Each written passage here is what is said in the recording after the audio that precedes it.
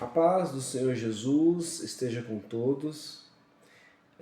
Hoje nós estamos no nosso 100º, 40º dia da nossa leitura anual da Bíblia. E eu gostaria de rapidamente comentar aqui os últimos capítulos de Esdras, que é muito fundamental para a gente compreender esse período aqui. Só para que a gente possa se situar, eu quero falar assim do capítulo 8, 9 e 10, tá? Então, para que a gente possa nos situarmos, né, vamos dizer assim, a gente precisa entender uma coisa, que as saídas do povo da Babilônia voltando para Jerusalém, ela não foi tão rápida assim, não aconteceu aos 70 anos, por exemplo, e não. Foi o seguinte, a primeira saída foi de fato com 70 anos, conforme as profecias aconteciam. Então, nessa primeira saída da Babilônia para o Egito, foram aproximadamente 500 mil pessoas. É muita gente, né? Isso foi com Zorobabel, tá lá no início do livro de Esdras. 500 mil pessoas, foi uma viagem muito difícil. A segunda leva foi essa agora que eu vou ler hoje, que foi Esdras quem levou. Esdras, ele era o líder, e foram aproximadamente 170 mil pessoas, já diminuiu bastante, né? E a terceira, a gente vai ver um pouquinho mais à frente, que foi já com Neemias. Neemias foi quem levou esse pessoal, aí já era uma comitiva, tinha questão militar, tinha algumas situações que ajudaram muito, né, eles caminharem. Bom, então vamos pensar o seguinte, nessa segunda caminhada, nessa segunda viagem, Esdras ele sai com um grupo e chega até o rio chamado Rio Ahava. E lá ele faz um acampamento. Quando ele percebe que eles estão indo para Jerusalém, mas ele percebe que não tem nenhum levita com eles, tem apenas sacerdotes. Aí ele manda um grupo de pessoas, de homens, para convencer os levitas a acompanharem. Não apenas os levitas, mas também pessoas que iriam trabalhar no templo. Então foram 220 pessoas que iriam servir no templo, trabalhar no templo, e 40 levitas que estavam lá vacilando, aí foram convencidos a irem para Jerusalém, certo? Quando eles chegam aonde Esdras está, não é ainda em Jerusalém, eles estão no acampamento ao lado do rio Ahava. Quando esses 220 servos e esses outros 40 levitas, eles chegam a uma proclamação de jejum, de oração, para que Deus pudesse levá-los em paz, porque era muito assalto, era muita coisa difícil. E o Esdras tinha ficado com vergonha de pedir ao rei militares para acompanhá-lo, porque ele tinha dito, olha, Deus não se preocupa com nada, Deus é o nosso refúgio, é a nossa segurança. Ele realmente creu em Deus.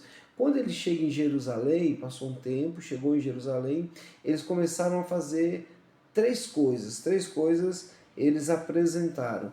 Eles apresentaram ouro e prata para o templo, porque todos os itens valiosos eram depositados no templo.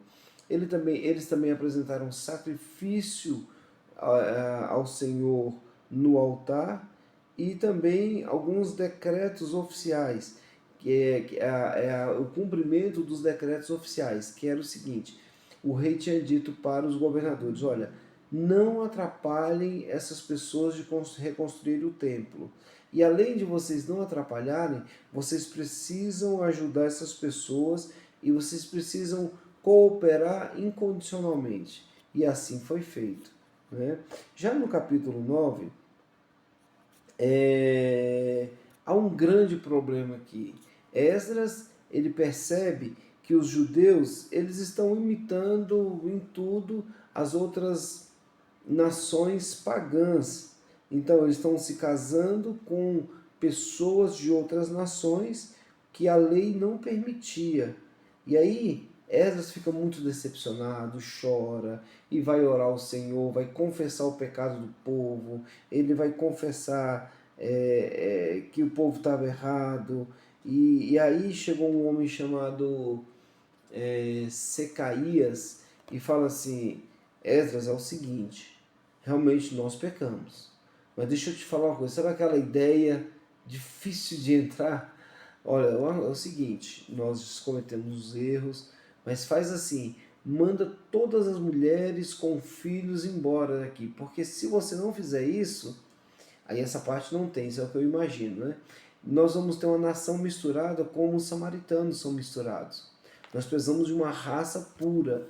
Então, provavelmente, essa crueldade de Esdras ter obrigado praticamente os homens devolverem as mulheres estrangeiras e devolver os seus filhos, se não fosse assim, praticamente Judá teria se misturado e não haveria uma raça pura como os judeus hoje, ou como eram, né? Hoje eu não sei, mas como era naquele tempo.